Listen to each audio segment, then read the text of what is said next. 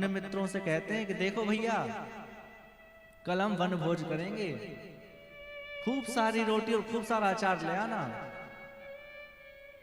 और जब अगले दिन वन भोज होता है ना, तो कन्हैया अपनी 5 उंगलियों में, अलग अलग उंगलियों में अलग अलग तरह का अचार लगा लेते हैं। और फिर एक बार रोटी खाते हैं, फिर एक बार एक उंगली को चाट लेते हैं, फिर दूसरी बार दूसरा और खाते हैं, फिर दूसरी उंगली चाट लेते हैं। और मधुमंगल खीर बना के, कड़ी बना के लाता है, तो सोचता है कि हमारे यहाँ की कड़ी पता नहीं ठाकुर जी को पसंद आएगी कि नहीं। मधुमंगल स्वयं पाने लगता है वह कड़ी।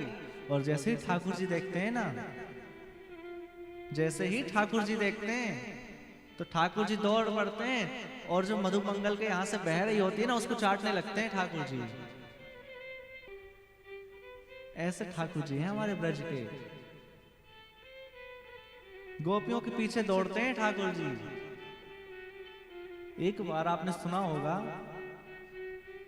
सभी गोप ग्वालों को ठाकुर जी ने वैकुंठ का दर्शन कराया। सभी ठाकुर जी के सखा बोलते थे कि भैया कन्हैया, हमने सुना है तुम भगवान हो। ठाकुर जी कहते हैं मैं भगवान दिख रहा हूं तो है।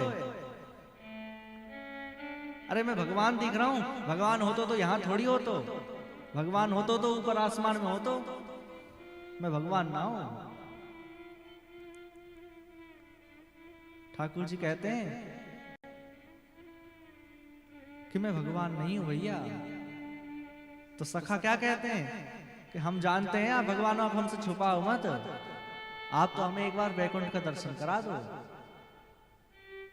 तब ठाकुर जी सभी अपने गोप वालों को ले जाते हैं वैकुंठ दर्शन कराने। तो वहां ठाकुर जी के समस्त सखा क्या देखते हैं कि कन्हैया तो वहां दिख नहीं रहे हैं, और दूर से शेषनाग पर बैठे नारायण दिख रहे हैं, बहुत दूर, उससे आगे नहीं जाने देते हैं,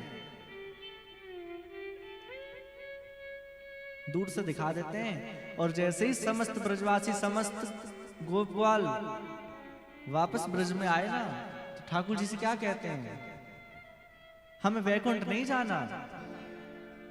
अरे वैकुंठ में तो हमें आपके पास भी नहीं जाने देते हैं, हमें वैकुंठ नहीं जाना।